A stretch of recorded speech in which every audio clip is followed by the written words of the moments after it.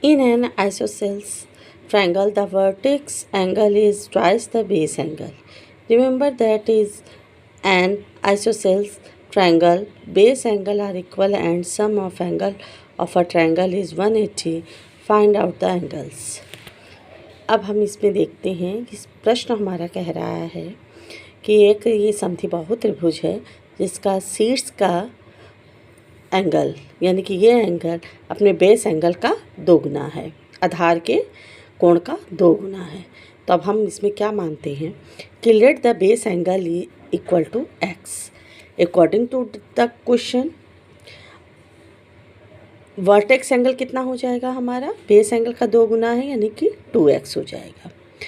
अब हम ये जानते हैं कि किसी भी त्रिभुज के तीनों कोणों का योग 180 डिग्री होता है अंश, और समद्विबाहु त्रिभुज की एक विशेषता होती है कि बराबर भुजाओं के आमने सामने के कोण बराबर होते हैं, यानी कि बेस एंगल भी हमारा दोनों सेम ही होगा। यानी कि अगर ये कोण BX है तो कोण A भी X होगा और C हमारा 2x है।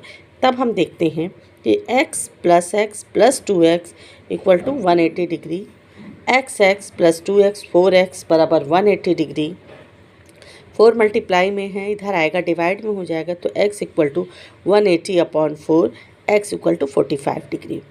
अब यहाँ पर x इक्वल टू 45 तो सारे एंगल हमारे क्या हो रहे हैं, एंगल x हमने A x मान रखा था तो 45 डिग्री, B भी x है तो 45 डिग्री और C 2x है तो 2 मल्टीप्लाई 45 डिग्री यानी कि 90 डिग्री। ये एक तरह से हमारा राइट एंगल ट्रायंगल भी होगा।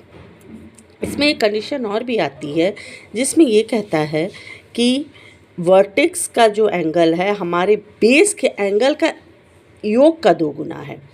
उस कंडीशन में हम लोग क्या करेंगे कि बेस का यानी कि x और x को जोड़ देंगे 2x और हमारा वर्टेक्स का एंगल उस समय हो जाएगा 4x और फिर 2x, फिर इसको हम x और 4x मानकर ये प्रॉब्लम को सॉल्व करेंगे। ठीक है।